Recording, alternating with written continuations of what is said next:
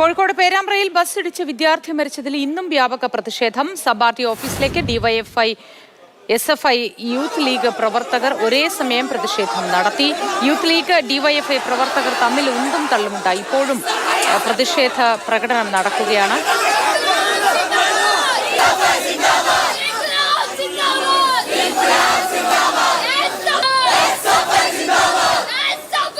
Road ഉപരോധിച്ച BJP പ്രവർത്തകരും യാത്രക്കാരും തമ്മിൽ കയ്യാങ്കളിയിലും എത്തി.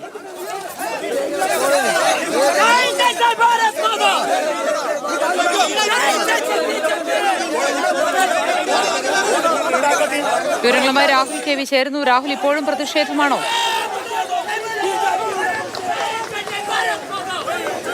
പ്രതിഷേധം തുടരുകയാണ്. എസ്എഫ്ഐ, ഡിവൈഎഫ്ഐ പ്രതിഷേധമാണ് ആർ ടി ഓഫീസിന് മുൻപിൽ ഇപ്പോൾ നടന്നുകൊണ്ടിരിക്കുന്നത്. ബാക്കിയുള്ള പ്രവർത്തകർ, യൂത്ത് ലീഗ്, ബിജെപി പ്രവർത്തകരെയൊക്കെ പോലീസ് കസ്റ്റഡിയിലെടുത്ത് നീക്കിയിട്ടുണ്ട്.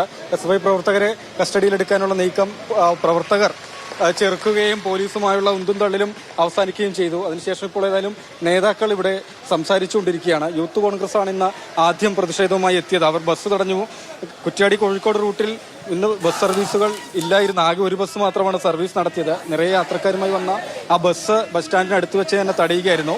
പിന്നാലെ വാഴയുമായി എത്തി ആർ ടി ഓഫീസിൽ യൂത്ത് കോൺഗ്രസ് പ്രതിഷേധിച്ചു. അതിനുശേഷമാണ് youth league, DYFI, SFI, BJP പ്രവർത്തകർ പ്രതിഷേധവുമായി എത്തിയത്. ഒരു ഘട്ടത്തിൽ രാഹുൽ, പേരാമ്പ്രയിൽ സ്വകാര്യ ബസ്സിടിച്ച് വിദ്യാർത്ഥി മരിച്ചതിനെ തുടർന്നാണ് വലിയ പ്രതിഷേധം അവിടെ സ്ഥലത്ത്. ഇപ്പോഴും പ്രതിഷേധമാണ്. റോഡ് ഉപരോധം അടക്കം നടക്കുന്നു. രാഹുൽ കെ വിയാണ് വിശദവിവരങ്ങൾ നൽകിയത്.